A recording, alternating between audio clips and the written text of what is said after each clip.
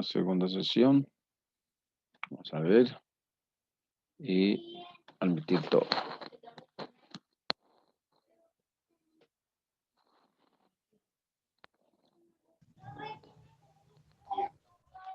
Bueno, entonces continuamos con la segunda sesión.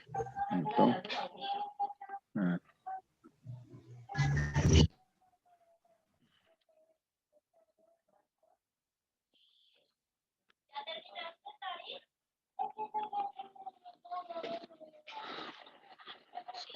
bueno, entonces vamos a seguir hablando un poco de las hipótesis, ¿cierto?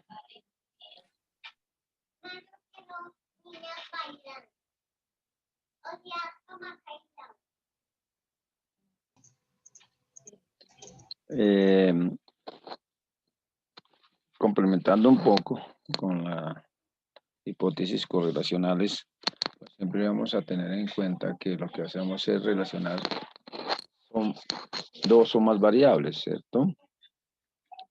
Y lo que hacemos es crear esa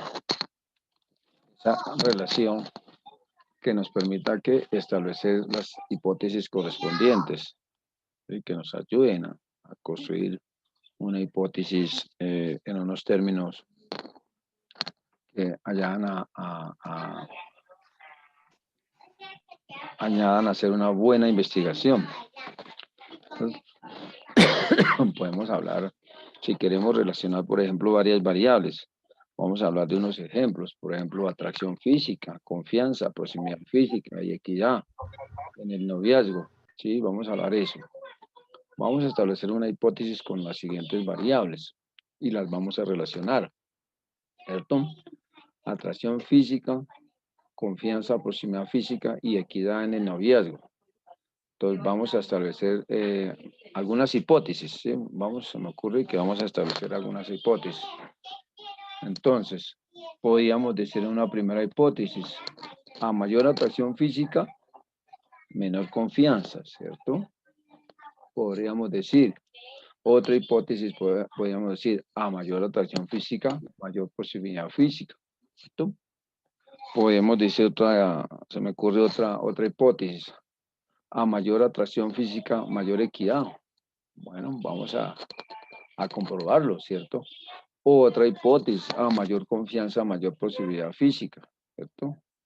Entonces, digamos que en esas hipótesis lo que hacemos es como relacionar variables para entrar a hacer esa comprobación. Siguiendo con el mismo ejemplo, pues también podríamos decir, a mayor confianza, mayor equidad. Podría ser, vamos a hacer una comprobación de esas, digamos, como 5 hipótesis que yo definí para ese ejemplo, ¿cierto? También tenemos, estos son las correlacionales. Tenemos algunas hipótesis que establecen relaciones de casualidad, ¿sí?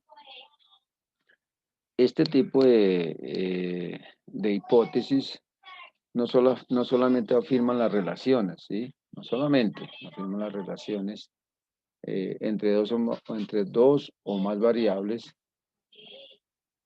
sino que además proponen un sentido de entendimiento de ellas, o sea, establecen una relación causa o efecto, ¿cierto? Una relación causa o efecto.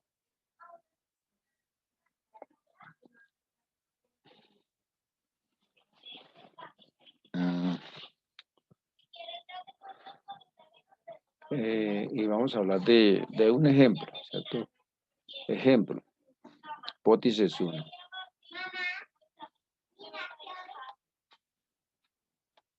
La desintegración familiar de los padres provoca bajo autoestima en los hijos. Ojo en eso.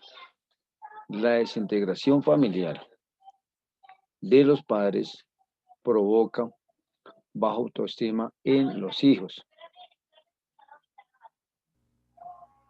En este ejemplo, ¿qué observamos? A pesar de que haya una relación entre las variables, también propone la casualidad de esa relación, ¿cierto? Hay un efecto, ¿cierto? Hay un efecto y que ya está comprobado, ¿cierto? Y ya está hecho. ya se ha definido entre varias investigaciones que se han hecho con relación a este tema. Cuando hay una desintegración familiar, ¿cierto? Aparte de relacionar la desintegración bajo de esos padres, ¿cierto? La desintegración, pues los hijos tienen ese efecto de una baja autoestima, ¿cierto? Esas son las hipótesis de casualidad, las que tienen un causa o un efecto. Eh, Otro ejemplo para que lo vayamos comprendiendo más. Todas las personas que en 1900, en el 2000, no digámoslo en el 2015, en el 2010, todas las personas que en el 2010 recibieron transfusión de sangre o derivados contaminados con el VIH morían antes del 2020, ¿cierto? Claro, si hubo una transfusión y efectivamente la transfusión fue con derivados contaminados con el VIH, hay un efecto, ¿cierto? Estamos relacionando que esas personas que fueron, recibieron la transfusión y recibieron contaminado ese producto con ese virus, posiblemente el efecto es que morirán antes del 2020. ¿Sí? Esas son las hipótesis de causa-efecto. Es decir, que siempre esas hipótesis de causa y efecto van a tener variables que influyen y de parte hacen un efecto cuando nosotros hacemos este tipo de hipótesis. Generalmente, estas hipótesis, ¿cierto? Están definidas con una causa o un efecto, ¿cierto? Estas hipótesis, la variable independiente, ¿sí? Es la causa, ¿sí? Mientras que el efecto es la variable dependiente, ¿sí? Son esos dos tipos de variables que ya habíamos hablado anteriormente, las variables independientes y las variables dependientes. Entonces, la causa es la variable independiente y el efecto es la variable dependiente. Pero, ojo acá, jóvenes, para poder demostrar que hay casualidad, antes debe demostrarse que hay una correlación, ¿cierto? Si nosotros no definimos esa correlación en las variables, pues obviamente no podemos establecer una hipótesis de casualidad porque pues no vamos a mirar cuál es el efecto, ¿cierto? Ese es básicamente en las hipótesis de casualidad, aquellas hipótesis donde al relacionar las variables nos hacen un efecto, ¿cierto? Nos hacen un efecto. Bueno, también tenemos las hipótesis nulas, ¿cierto? Las hipótesis nulas, ¿qué son? Son la proposición acerca de la relación entre varias variables. Pero, ¿qué hacen esas hipótesis nulas? Y ustedes recuerdan, no sé si ya les puse a investigar, negar la hipótesis alternativa o la hipótesis de investigación, ¿cierto? Y entonces, les voy a colocar un ejemplo. Con la prueba de la vacuna contra el COVID-19 en la ciudad de Bogotá por la empresa Johnson Johnson, ¿cierto? Lograremos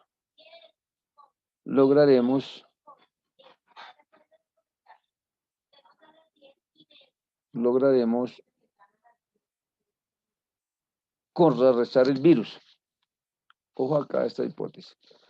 Con la prueba de la vacuna contra el virus COVID-19 por parte de la empresa Johnson Johnson, lograremos superar esta pandemia. Eso es lo que decimos en la hipótesis. Ahora la hipótesis no es que me dice no. con la prueba de la vacuna contra el COVID por parte de Johnson Johnson, no lograremos superar los efectos de la pandemia en la población. ¿Sí ven? Es decir, que con la hipótesis nula lo que estamos es negando, que también es una hipótesis sujeta a comprobación. Puede ser verdad o puede ser mentira. ¿Ustedes qué dicen? Voy a preguntarle a Carlos Mario Gómez.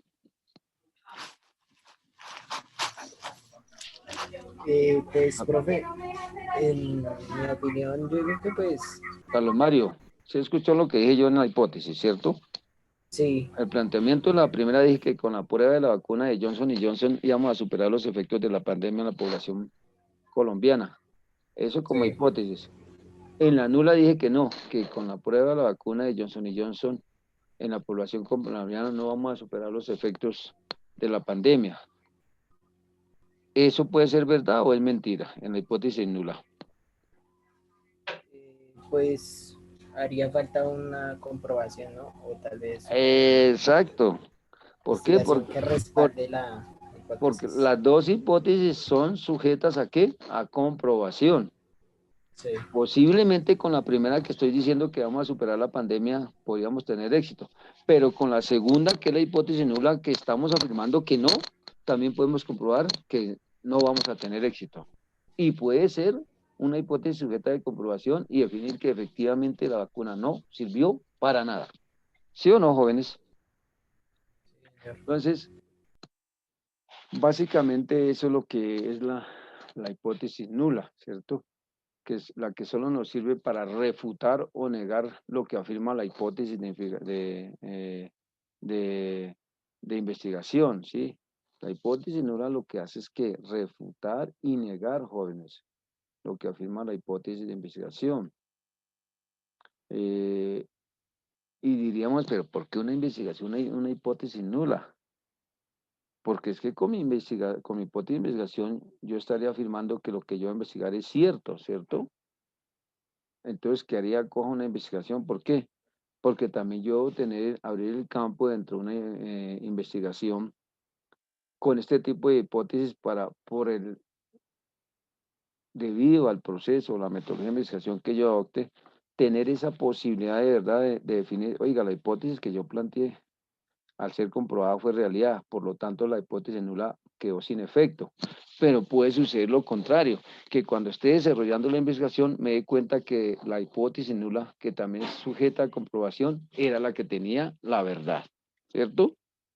Que al hacer ese proceso de empirismo comprobamos que la que tenía más fortaleza era la hipótesis nula, ¿cierto? ¿Sí o no, jóvenes? ¿Ustedes qué dicen? ¿Están de acuerdo conmigo o no? Valentina Ramos, ¿qué dice? Valentina, Sí, sí, señor, de acuerdo. bueno, vamos a hablar pues ya les puse un ejemplo, ¿cierto? Eh, mm, ¿Se acuerda cuando hablamos de la hipótesis de que a mayor autoestima, mayor logro? ¿Sí? Entonces, una hipótesis no la diría que no. A mayor autoestima, menor logro, ¿cierto? O está negando esa correlación, ¿cierto? Podríamos decir que a mayor proyección de religión, de valores, creencias, provoca más atracción física, ¿cierto? En las personas. Podríamos decir lo contrario, no. La percepción y la similitud en las religiones y valores y creencias no provoca mayor atracción física, ¿cierto? Es decir, que la nula siempre, siempre nos está negando o refutando nuestra hipótesis de investigación, jóvenes. Siempre, siempre nos la está negando y por supuesto, pues nos está generando también ese espacio de esa hipótesis que es susceptible de comprobación. Luego vienen lo que son las hipótesis alternativas, ¿m? Que son esas alternativas que nosotros formulamos frente a una hipótesis de investigación y no anula, ¿cierto? Y solo, ojo, solo se puede formular realmente o efectivamente cuando hay otras posibilidades, además de la hipótesis nula, ¿sí? Y además de la hipótesis de investigación. Podríamos decir un ejemplo. En la hipótesis de investigación, la silla del profesor es roja. ¿Cierto? Vamos a hablar, la silla del profesor Johnson es roja. La hipótesis nula me dice, la silla del profesor no es roja. Y la alternativa me puede decir, la silla del profesor Johnson es verde. La silla del profesor Johnson es azul. La silla del profesor Johnson es amarilla. Es decir, que pueden haber otras hipótesis alternativas que son sujetas de comprobación, porque recuerden que lo que planteamos en una hipótesis son hechos, ideas o situaciones que están sujetas o susceptibles a una comprobación, ¿cierto? Aquí todavía no sabemos realmente si la silla del profesor Johnson es roja, azul, amarilla o definitivamente no es roja, ¿sí ve? Entonces, ojo, las hipótesis alternativas son hipótesis alternas, pero solo cuando hay esas otras posibilidades. De lo contrario, pues no las vamos a encontrar, ¿cierto? No vamos a encontrar esas posibilidades. Vamos a colocar otro ejemplito así pequeño. Los jóvenes le atribuyen una hipótesis de investigación. Los jóvenes le atribuyen más importancia al atractivo físico en sus relaciones heterosexuales que las jóvenes. Ojo acá. Los jóvenes le atribuyen más importancia al atractivo físico en sus relaciones heterosexuales que las jóvenes. Es decir, primero los hombres, segundo las mujeres. La nula, ¿qué dice? Los jóvenes no le atribuyen más importancia al atractivo físico en relaciones heterosexuales que las jóvenes. O sea, está negando. Y la alternativa, ¿qué nos dice? Los jóvenes le atribuyen menos importancia al atractivo físico en sus relaciones heterosexuales que las jóvenes. Es decir, que empezamos a generar esas alternativas de investigación, ¿cierto? Vamos a hablar, por ejemplo, desde el punto de vista estadístico y correlación matemática. El candidato A obtendrá en la elección para la presidencia de Colombia entre un 50 y 60% de la votación en Colombia, la votación total. Esa sería la hipótesis de investigación. La hipótesis nula, ¿qué nos dice? El candidato A no obtendrá en la elección para la presidencia de Colombia entre el 50 y 60% de la votación total, o sea, está negando. Pero ¿qué podemos decir en alternativa? Ahí tenemos varias alternativas. El candidato A obtendrá en la elección para la presidencia del Consejo de la presidencia de Colombia más del 60% de la votación total, ¿sí ve? Estamos diciendo más del 60%, o sea, hay una alternativa. En la hipótesis de investigación dijimos que entre 50 y 60.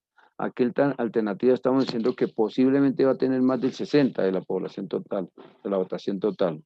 Esa es una primera hipótesis alternativa.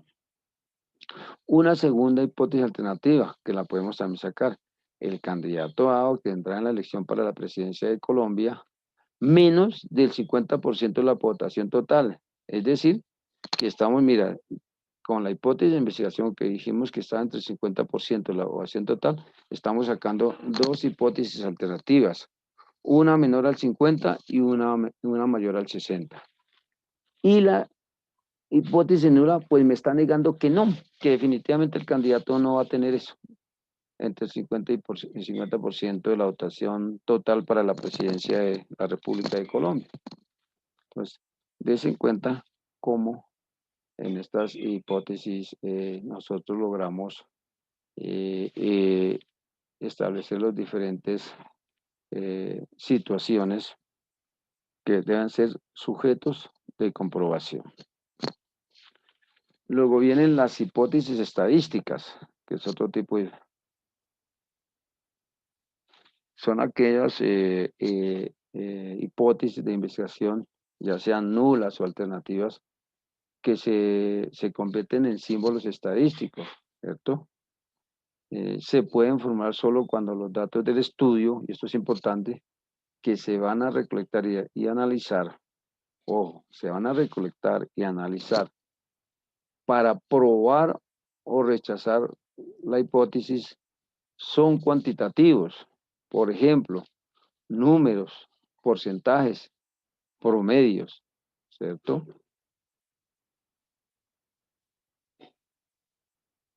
Y pues en ellas mismas, pues podemos establecer este tipo de, digamos, como hipótesis. Vamos a hablar de un ejemplo, una hipótesis de investigación. El promedio mensual de los casos de trastorno depresivo y que está sucediendo actualmente caracterizado por problemas económicos que fueron atendidos en los hospitales de la ciudad de Bogotá es mayor a 200 pacientes. ¿Sí? Ya estamos metiendo, cuantificando 200 pacientes. Ojo a este ejemplo. El promedio mensual de casos de trastorno depresivo caracterizado por problemas económicos que fueron atendidos en los hospitales de la ciudad de Bogotá es mayor a 200. Es decir, que ya estamos estableciendo, cuantificando cifras, ¿cierto? Ya estamos diciendo 200, 300, 400. Digamos que ya lo estamos involucrando dentro de esa investigación. Y lo que tenemos que entrar es ahora, ¿qué? A comprobar, ¿cierto? A comprobar, a verificar, ¿cierto? A analizar, ¿cierto? Con los datos que recolectamos para probar o rechazar esa hipótesis. Si eso es verdad o no es verdad, que si efectivamente fueron 200 los casos o no. Eso es lo que vamos nosotros a comprobar cuando hacemos este tipo de hipótesis estadísticas.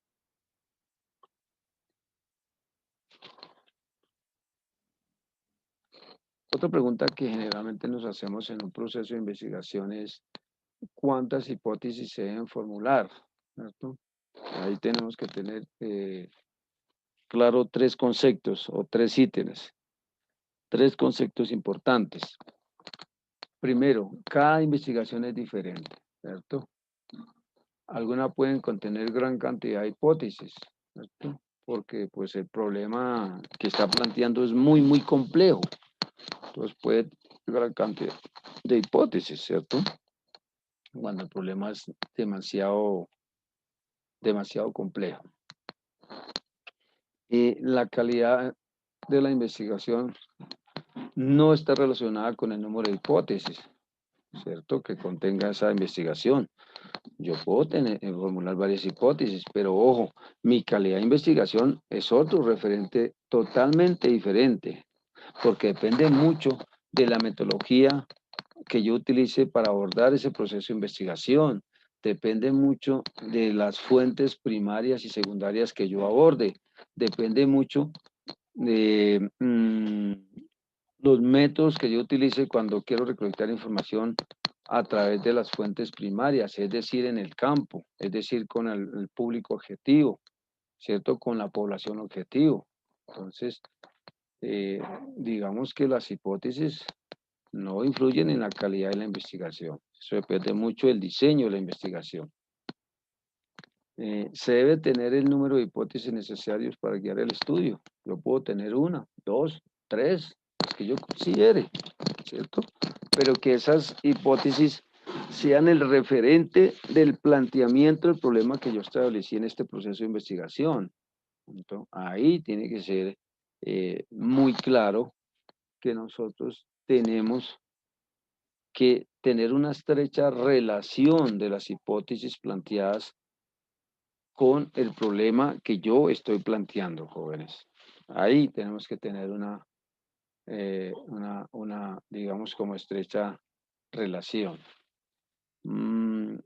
Básicamente eso era todo lo que les quería hablar sobre la formulación de hipótesis. ¿Tienen preguntas? ¿Tienen dudas, jóvenes? Alexander, Laurita, María, Lady, Luis Felipe, Carlos Palacios, Valentina. No, señor profe. Bueno, todo muy claro. Muy bien, muchachos. Bueno, para la próxima clase voy a hacer otra revisión de sus trabajos. Una vez terminemos la parte teórica, vamos a seguir haciendo otra revisión. Hay unos grupos que están muy avanzados, que han avanzado.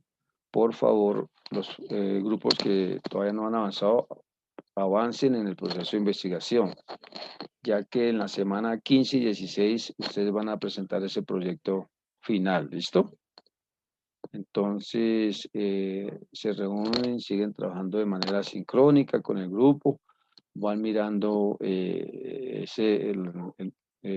abordamiento de la investigación, las fuentes secundarias que van a abordar las fuentes primarias, van a definir el marco teórico y bueno, en fin, recuerden que nuestro enfoque es netamente cuantitativo, ¿no? Entonces, tenemos que tener en eso bastante claridad. Por el día de hoy vamos a dar el tema acá y ya todos escucharon su definitiva. El día de hoy vamos a cargar esa nota y bueno, decirles que sigan con mucho entusiasmo. Ya prácticamente estamos a 12, 13, 14, 3 semanas para terminar la parte teórica y 15 y 16 terminar este ciclo. Nuevamente a todos felicitarlo por ese rendimiento que hicieron en el segundo corte. Realmente me gustó este promedio, este curso. A pesar de ser un curso grande, porque es uno de los cursos grandes que tengo en estos momentos, es un curso de 34 alumnos. Me voy satisfecho nuevamente con estos resultados que están ustedes obteniendo. Si no tienen más dudas, más preguntas, en estos minutos que quedan de manera sincrónica, reúnan en sus grupos y a través de las redes que ustedes manejan, empiecen a adelantar el trabajo. ¿Listo, jóvenes? Por el día de hoy dejamos así. Joana, Laura, Jonathan, Luis Alejandro, Camilo, Juan Camilo, Valentina, Carlos Mario, Juan, Alejandro, Felipe, Michelle, Ángel, Julián, Lady, María Tatiana, Laura, Alexander y Diego. Les deseo que tengan muy buen fin de semana, cuídense mucho, cuiden sus familias y nos vemos en 8 días. Gracias, profe, igualmente. Gracias, profe, igualmente. Muchas gracias, profe, igualmente. Chao, jóvenes. Nos vemos la próxima semana.